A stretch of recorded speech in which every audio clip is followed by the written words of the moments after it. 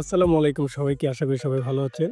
So আমি আজকে আমার গ্রামের বাড়িতে আসছি এবং আমি চেষ্টা করব আ আমার গ্রামের আমাদের গ্রামের প্রত্যেকটা জিনিস আপনাদেরকে দেখানোর জন্য এবং খুবই কম সময়ের মধ্যে। সো গ্রামে আসলে বিশেষ করে আমি আমাদের বাড়ির পাশেই এই জমিগুলো দিয়ে হাঁটাহাঁটি করি খালি পায়ে।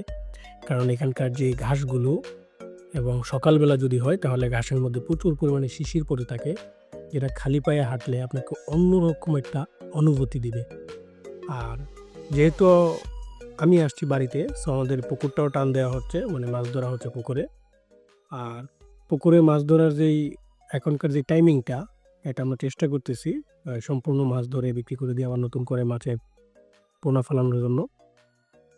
আর বিশেষ করে এই সবুজের যেই সমারোহ, যখনই আমি আসি বাড়িতে, এই পাশগুলোতে এসে হেঁটে, হেঁটে আমি বসে থাকি, ফিল করি।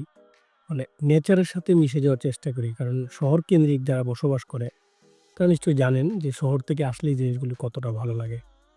আরেকটা বিষয় হচ্ছে আমাদের বাড়ির পাশে আরেকটা খাল আছে। তো ওইটাও আজকে একদম ওইখানে মাছ ধরার চেষ্টা করতেছি। সো আমার মাছ ধরতে খুবই ভালো লাগে। আমি যখন গ্রামে ছিলাম আগে, তখন আমি প্রচুর মাছ ধরার চেষ্টা করতাম। কারণ আমাদের এখানে বর্ষাকালে প্রচুর পানি হইতো আগে, যেটা এখন কমে গেছে। কারণ অনেক খাল-বিল বন্ধ হয়ে গেছে। মানুষ বন্ধ করে দিয়ে বাড়িঘর করে ফেলতেছে বা নালাগুলো বন্ধ করে দিচ্ছে। এই কারণে এখন পানি কম হয়, বাট আগে প্রচুর পানি হইতো। আর পানিগুলো যখন শেষ হয়ে যেত, তখন এইসব খালে বা জমির মধ্যে একটু পানি জমে থাকে, এরকম জায়গাগুলোতে প্রচুর পরিমাণে মাছ ধরা পড়তো। আমরা প্রচুর মাছ ধরছি আগে, যেটা এখন কল্পনা করাও বোকামি।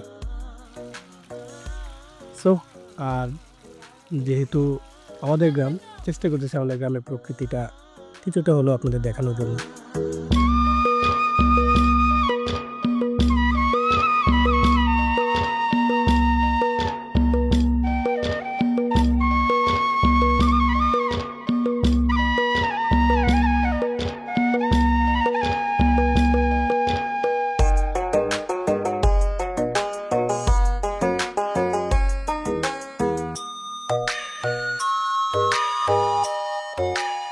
থ্যাংক ইউ সো মাচ আমাদের এই ভিডিওটা দেখার জন্য। যদি ভিডিওটা ন্যূনতম আপনার ভালো লেগে থাকে, তাহলে আশা করব এই ভিডিওটাতে একটা লাইক করবেন, কমেন্ট করবেন। আর নিয়মিত এ ধরনের ভিডিও পেতে আমাদের ফেসবুক ফ্যান পেজটি ফলো করে রাখতে পারেন, অথবা আমাদের ইউটিউব চ্যানেলটি সাবস্ক্রাইব করে রাখতে পারেন।